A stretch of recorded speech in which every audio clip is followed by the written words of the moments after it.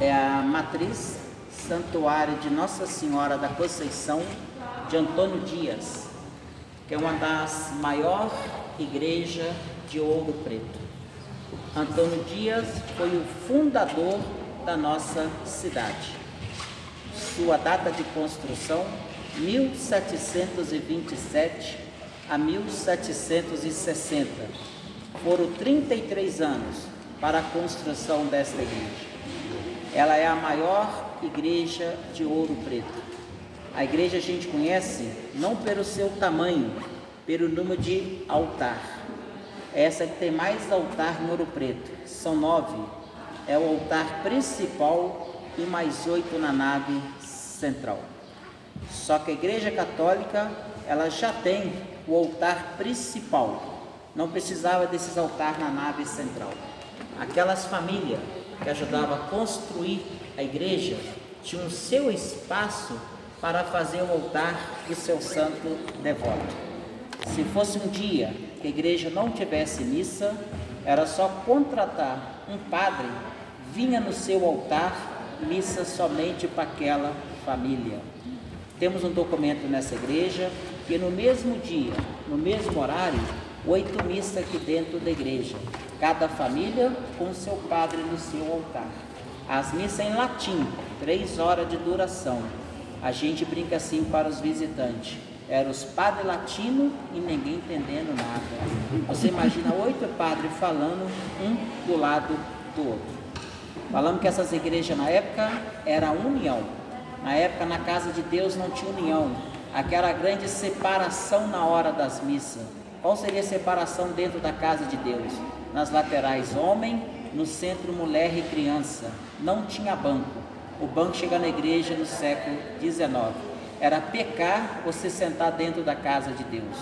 Lá na frente, pessoas da irmandade da igreja que ajudavam na hora das missas. As autoridades e os nobres não misturavam com o povão. Em cima seriam os camarotes onde ficava o poder. A casa de Deus fosse um teatro, toda dividida do lado de dentro. Esses quadrados no chão são túmulos, cemitério. Na época as pessoas eram enterradas dentro das igrejas da cidade. Só que em 1837 veio a ordem do Vaticano proibindo de enterrar dentro das igrejas. Começa a tirar do lado de dentro para fazer um cemitério ao lado de fora. Aquelas pessoas mais importantes de poder financeiro, quanto mais perto do altar principal, pagava mais caro para ficar perto de Deus, somente na cabeça deles. A história fala, pagaram mais caro foi direto para o céu? A história fala que não, que os escravizados sim. E a turma que pagou mais caro para ser queimada onde? Lá nos quintos dos infernos. Todas as igrejas que a gente se entra, vai ter a segunda porta na entrada. Porque na época as igrejas não tinham luz elétrica, somente velas e tocha. Quando não tinha essa porta, o vento vinha e apagava as velas. O pai do Aleijadinho fez um projeto para todas as igrejas de Minas. Ela é chamada tapa-vento, quebra-vento ou capa-vento. De Portugal até o Rio, era um transporte de navio. De Paraty a Ouro Preto, carro de boi. Na época, 90 dias, a viagem de Paraty até Ouro Preto. Por isso que esses lustres são todos original, cristal da Boêmia. D. João VI, que fez a doação para todas as igrejas de Minas, somente poder colocar vela, porque na época não tinha luz elétrica. Só que esta igreja, ela ficou 10 anos fechada para a restauração, de 2012 até 2022. Só que antes da cidade ser tombada pelo patrimônio histórico, eram os padres que tomavam conta dessas igrejas. Eles não tinham conhecimento, o valor de uma restauração de uma obra de arte. Vocês imaginam uma igreja dessa, durante 100 anos, só na base de vela. A tendência da fosforite da vela é o quê? É escurecer essa parte amarela. A igreja estava quase toda escura por dentro. Resolveram fazer uma restauração por conta própria. Qual foi a restauração que foi feita aqui dentro? Alguns desses altares foram quase todos pintados de branco por cima. Na restauração, removeram toda a parte branca para deixar na parte original. A hora que a gente visitar o museu da igreja, vocês vão ter uma noção, o antes e o depois da igreja, antes da restauração. Só que essa é a única igreja do século XVIII que essa nave, esse forro, nunca teve pintura. Toda a vida esse forro foi em branco. Os quadros lá de cima, a representação do Novo e o Velho Testamento, são uma pintura de autoria desconhecida.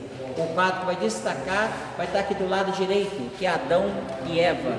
Quando esse quadro foi pintado dentro da igreja, ele foi pintado nu, como vieram ao paraíso. Um certo tempo a Irmandade da igreja pediu para fazer uma sainha para Adão e Eva. Repara bem lá em cima, uma Eva bem cheinha, bem gordinha, era a preferida dos homens da época, porque quanto mais gordas as mulheres fossem, mais poder elas tinham. Então a Eva representa a beleza das mulheres da época, tá? Então representado para a Eva aqui dentro da igreja. Primeiro altar da esquerda, São José de Bota, homenagem aos bandeirantes que vieram de Taubaté. Segundo altar, São Sebastião, padroeiro do Rio de Janeiro.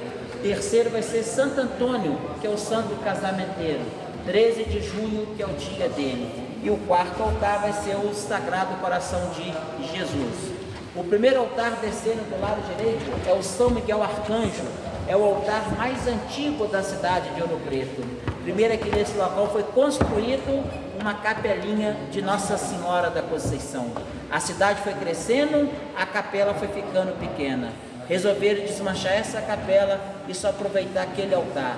A data dele de 1698, ele tem 327 anos de história. Segundo altar descendo vai ser São Gonçalo e Santa Rita de Cássia.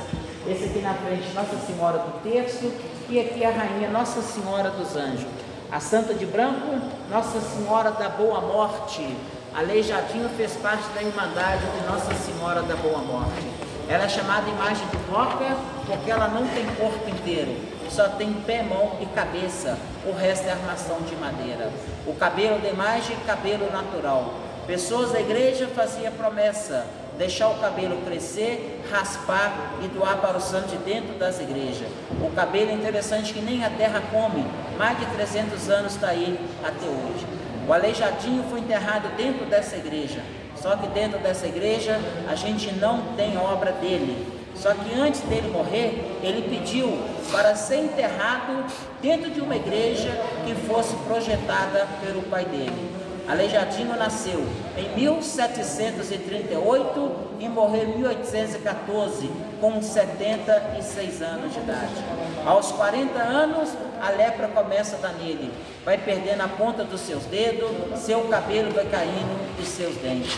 O seu aluno tinha uma ferramenta nos seus punhos para ele poder trabalhar.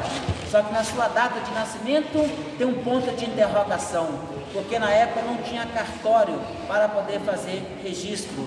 Então tem uma dúvida de 1730 a 1738. Se ele nasceu em 1730, ele morreu com 84 anos de idade. 1738 com 76 anos de idade. Seu pai era português, a sua mãe era uma escravizada, Isabel, que era mãe de Antônio Francisco Lisboa. Era o filho bastardo. Até os 12 anos de idade, ele viveu com seu pai. O São de Cássia foi seguir a sua vida, a sua carreira. Fazendo a sua primeira obra, com 14 anos de idade, ele comprou a carta de alforria da sua mãe, que era escravizada, Isabel. Exatamente é nesse altar onde foi enterrado o Antônio Francisco Lisboa. Aí está gravado aqui no chão. Pode levantar, dá uma olhada aí, ó. Nós vamos chegar lá no altar principal, tá? Os únicos restos mortais que não tem dentro da igreja até hoje é só a sala de Aleijadinho que mantém aí até hoje.